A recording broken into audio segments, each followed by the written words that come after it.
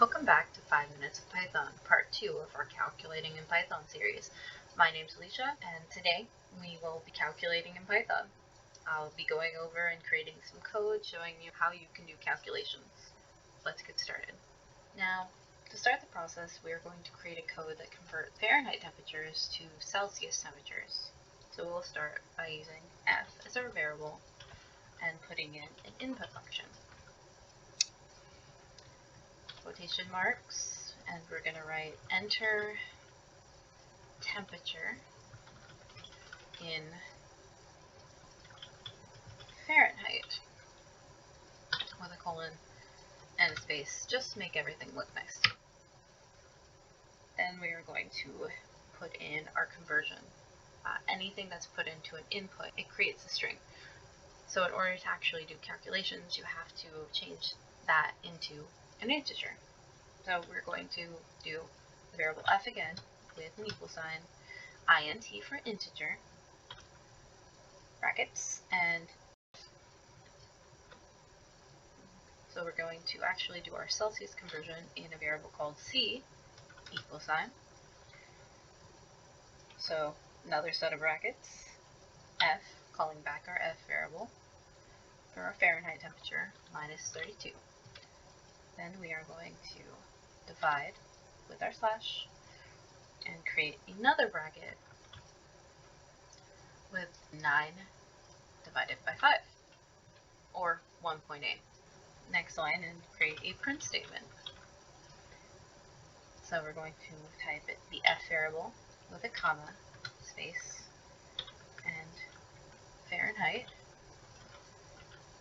is equal to, and quotation marks, comma, call back the c variable, another comma, create quotation marks again, and Celsius. There we go. So, let's see. Let's run it, see what happens. So, enter temperature in Fahrenheit. Today it's 45 degrees. 45 degree Fahrenheit is equal to 7 point, oh boy, that's a lot of 2's. Let's see if we can fix that. Let's go back to our conversion, and next to C, and we are going to write a round. So we'll type round, we'll put a bracket in, we'll put a bracket behind C to close it, and we'll put a comma next to C and 2, and that will tell the program to create a round to the second decimal point. Let's start over. So today it is 45 degrees outside in Fahrenheit. So let's see, 45 Fahrenheit is equal to 7.22 Celsius. That's a lot easier to read. Let's try a different program. Let's see what it looks like when you don't put an integer in. So we'll go to this one. So I already created a program, numbers variable, with an input statement that asks what's your favorite number.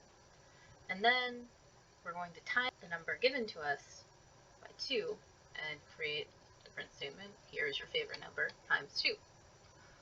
We're not going to put an integer conversion in.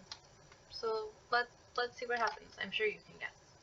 So if my favorite number is 2, it should give us 4 if it were an integer. But since it's not, here is your favorite number times 2, and it gives us 2 2's. So it just doubled the string.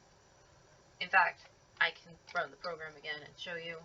If I put in an A, it'll give me 2 A's. But we can just quickly repair that by going back to the code, writing number equal int for integer, and number again. We'll run it. It'll ask what my favorite number is. I will say 2, and it will say, here's your favorite number times 2. And it's 4. So that's all we have time for today. I hope this helped you out, and we'd love to see what you're doing in Python right now. So have a good day.